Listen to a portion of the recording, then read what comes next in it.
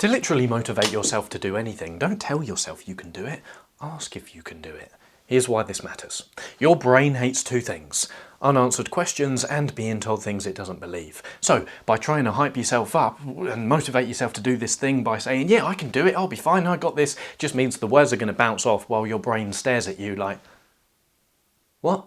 But curiously asking whether you can do this thing means your brain is going to shift into problem solver mode and actively search for answers that move you towards action, which means you're going to have a burst of a wellspring of motivation where motivation once was not, where you didn't feel motivated. You're going to get motivated out of nowhere. So here's exactly what to do next.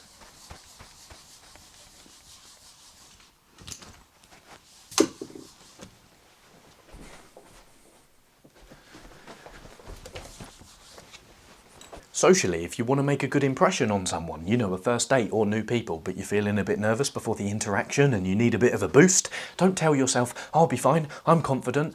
Ask yourself, what would a socially confident person do right now? For work or studying, if there's an intimidating project staring you in the face that you feel behind on but you want to get over the line, don't tell yourself, I'll lock in and get this over the line. Ask yourself, what would I have to do to make this happen? And finally, when it comes to your habits, if you feel like you're in a dopamine hole and you're procrastinating on the important things in your life right now and your life and energy is just slipping through your fingers, don't tell yourself, yeah, I'll get back on track and I'll make a good comeback. Ask yourself, what's the next thing I could do to build momentum? Or in any case, especially Lewis's case, because tomorrow he's going to Spain and he's going to be driving on the other side of the road for the first time and he needs a bit of a boost, just simply ask yourself, can I do it? Can I make this thing happen? And note that when you ask a question as simple as this, you're not asking for permission to do this thing. You're simply curiously questioning your ability to do it. And that is what gives you all the motivation you need to do it. So this is the bottom line of the whole video and the main thing I want you to remember and take away from it. So if this all makes sense, feel free to click off right now. But if you would like to go a few steps deeper and understand why this creates motivation out of nothing, you know, this curious form of self-talk, then here's exactly what we're going to cover in the next few minutes of this video. First of all, we'll cover the brief origins of this type of self-talk, then we'll cover why it works, the quick science bite, and then we'll finalise with the five types of questions you can ask yourself that get you unstuck. Let's go, the origins. Asking yourself questions in this way is a form of self-talk known as interrogative self-talk, and the origins of it are a bit of a mix. It comes from sports psychology, CBT, emotional regulation research, just to name a few. But in 2010, there was a pivotal study that showed when these researchers got people to hype themselves up in order to follow through on a task and actually do it with declarative self-talk, such as, I will do this, you know, I'm capable and I can do this. They noticed that whether those participants actually did the task or not increased a little bit. But when they used interrogative self-talk, you know, they asked themselves whether they could do it or not, that increased follow through a lot more, whether they actually did the task or not. So their main research finding, these researchers in 2010, was that asking yourself questions engages your brain differently than giving your brain statements. Cognitive behavioural therapy, CBT, is a form of psychological therapy, was banging on about this years ago. And what they found is, if you're a therapist trying to help your patient work through an emotional or cognitive problem, trying to argue with their thoughts doesn't work. Instead, asking your patient questions helps them loosen their rigid thinking much better. So this leads us into the next question, which is, well, why does asking yourself questions engage your brain differently than statements?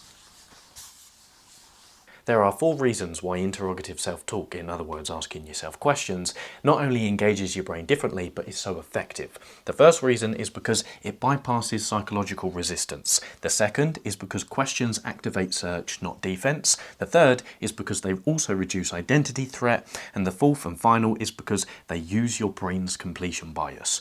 But what the hell do all of these things mean? They sound fancy, but, well, let's get into it. Here's what these 4 points mean a step further.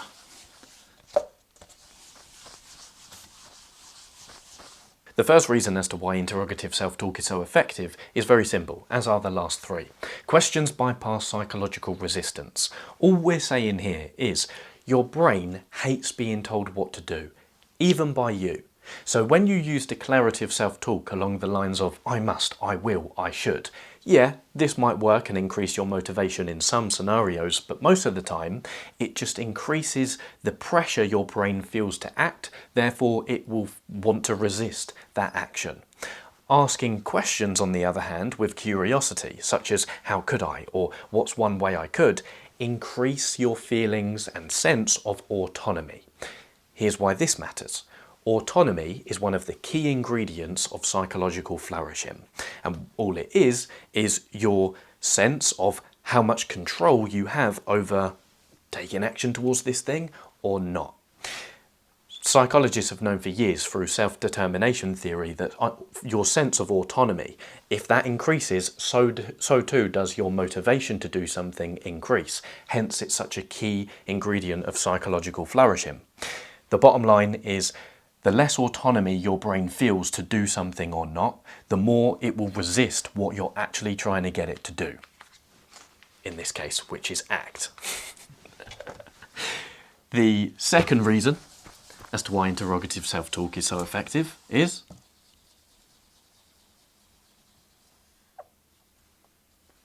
questions activate search, not defense. When you curiously ask yourself questions, your brain automatically engages the problem-solving networks and the pattern matching systems as well. When you use declarative self-talk, your brain goes into self-evaluation mode, asking itself, well, is this statement true? And it also weighs up what that statement means against the identities that you currently hold. The bottom line here is asking yourself questions puts your brain into problem solver mode rather than evaluator mode, which is important if you want to achieve something. You need your brain in problem solver mode, not evaluator mode. The third reason is because questions reduce identity threat.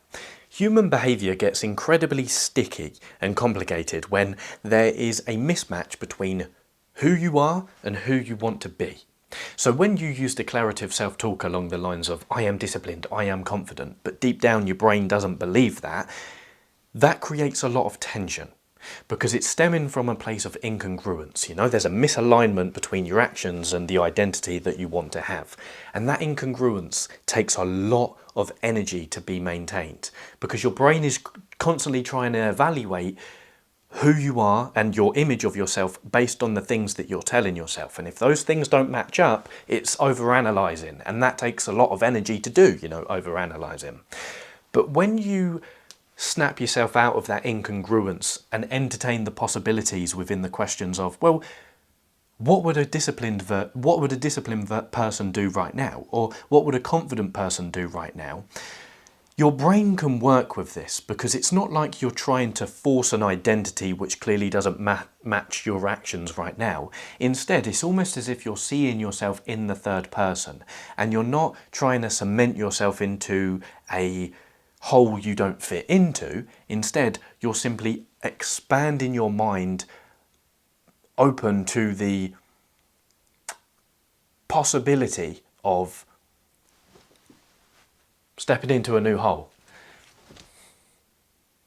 Probably should have scripted that part, but do you get the point? What else was I going to say? Yeah. Shortens the distance by making you see yourself in the third person. It's now no longer, I want to be this person, but I'm not. It's what if I were like this? And your brain works best with the latter. Let me know in the comments if that doesn't make sense, but let's move on nevertheless. Final reason.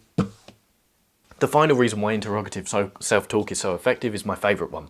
It's because it uses your brain's completion bias. This is so cool. I'll explain it quickly. Unanswered questions make your brain squirm. It just makes it wriggle. Your brain hates unanswered questions because whenever you ask a question, that creates an open loop, which runs as background noise in your brain. And your brain understands something very clearly about open loops, which is they require energy to be maintained and they cause a lot of tension. So your brain knows that if it closes that loop by answering that question, it's going to get all of that energy back and it's going to relieve all of that tension. That's why your brain squirms, and it helps you actively search for an answer to this question and move you toward action.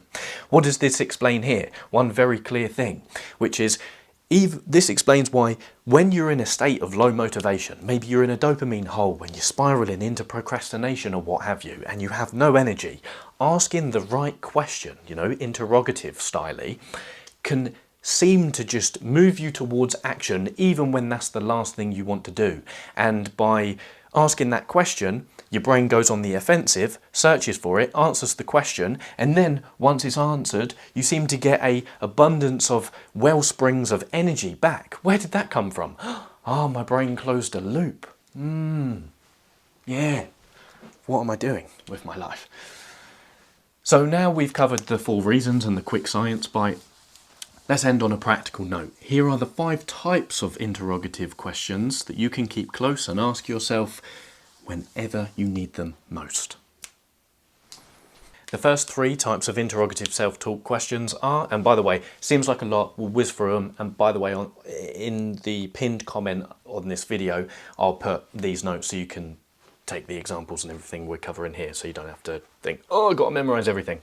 The first type of question is initiation questions. The purpose of these, they help you start movement and decrease your activation energy to do something. Use these when you feel frozen, avoidant or overwhelmed. Just 3 examples are, what's the smallest step I could take in the next 5 minutes? Question mark. If I were allowed to do this badly, how would I start? Ooh, what a question. And what would just opening the door look like here? You could ask these questions in any scenario. Socially, work, procrastination. Ooh, that is a great one to use socially. What would just opening the door look like here? If you want to approach someone or you want to start a conversation with someone, what would just opening the door look like here? Awesome stuff. The second type of question is friction reducing questions. Kind of similar, slightly different. The purpose here is they help you identify hidden resistance, and they help you tweak the task in front of you or the environment that is causing this resistance. They help you reveal energy mismatches between what's going on inside and this actual thing that you want to face, and over complexity. Key thing to use, or the key scenario to use these friction reducing questions, is when you want to do something but you keep delaying it for whatever reason. Here are some examples. What's making this harder than it needs to be? What part of this could I remove, simplify or delay? And how could I make this 20% easier or lighter right now? Love that. Very similar, slightly different contexts. The third type of question, so we've got 3 more, are agency restoring questions. Agency is you could define it in a few ways, your ability to make things happen, actually step into action. The purpose of these types of questions are they restore choice and help you re-establish control. Use these when you feel stuck or trapped. A few examples. What part of this is actually within my control? What's adjustable here if nothing else is? I really like that one because it's very realistic. It's not saying, I have full control over everything depending on what's in front of you. It's realistic and meets you where you are. And then finally, if I had to choose something, what would I choose to do next? I also like that question because it's very similar to what would just opening the door look like here. Okay, the last 2, and remember, top pinned comment, you can find all of these. So don't worry if you feel we're going a little bit quick and you would like to note these questions down. They're all there. Final 2. The second to last type of question is identity bridge questions. The purpose here is they're helping you separate your worth from performance, and they help you experiment without deciding who you are. I love that because that ties back into what we were saying with the problem with declarative self-talk. It highlights an incongruence between who you are and who you want to be. Questions, on the other hand, open you to the possibility and help you think more about yourself in third person. So this is what these types of questions specifically help you with. You can use them when your identity feels a little bit fragile, inconsistent, or you get that inner background noise of incongruence. Some examples. What would a more confident version of me try here? That would be absolutely awesome to do use in a social scenario, right? Another one, if this were an experiment, what would I test first? That reminds me of the what would the opening the door look like here? Then finally, what would my future self want me to do right now? Think of these questions as a glimpse into the type of person you would like to move into and that identity you would like to form into, and then you're using that future instruction to guide your present action. Final types of questions are reflection without rumination questions. This is awesome, and I think me personally, I would benefit most from these. The purpose here is to help you learn, prevent shame spirals, and look forward, not inward. Hence the emphasis on reflection, not rumination. You want to use these after action or discomfort as a way to clean up any mess that happened. Some examples. What did this teach me for next time? What would I do differently if this came up again? Or what would I do slightly differently? That kind of changes the tone of the question.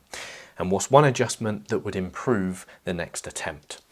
Two contexts I'm thinking about for this, maybe after a breakup, perhaps a relationship or a friendship ends and you're feeling like you're spiraling down into that doom of grief. These would be really questions to get your brain on your side and collaborate and go on the search for the answers for, if that makes sense. And the other context I was thinking about is if you're trying new things socially, that would be great to have these questions close at hand so that you can step into these new social experiences. Maybe there's the potential for rejection and them not going well. So after you can digest them without rumination and shattering your identity in a clean way. Right, I'm waffling on a little bit too much. Those are the questions. Pick out 1 to 3 perhaps from the pinned comment and just keep them down, note them down on a flashcard so you can use in whatever context you are, whether you're wanting to achieve more things in work, socializing, or maybe you're in a procrastination spiral right now. But if you want to keep it really simple, then always remember interrogative self-talk largely involves the question of, can I? Right, we'll leave it there. Thank you very much for your time and attention. I've got more than enough pens in my hand. Stay disciplined, playful, and dangerous. I'll let you know how driving on the other side of the road goes in the next video or in the comments. Adios, muchachos y muchachas. Muchachos y muchachas. I kind of zoned out there. All right, bye.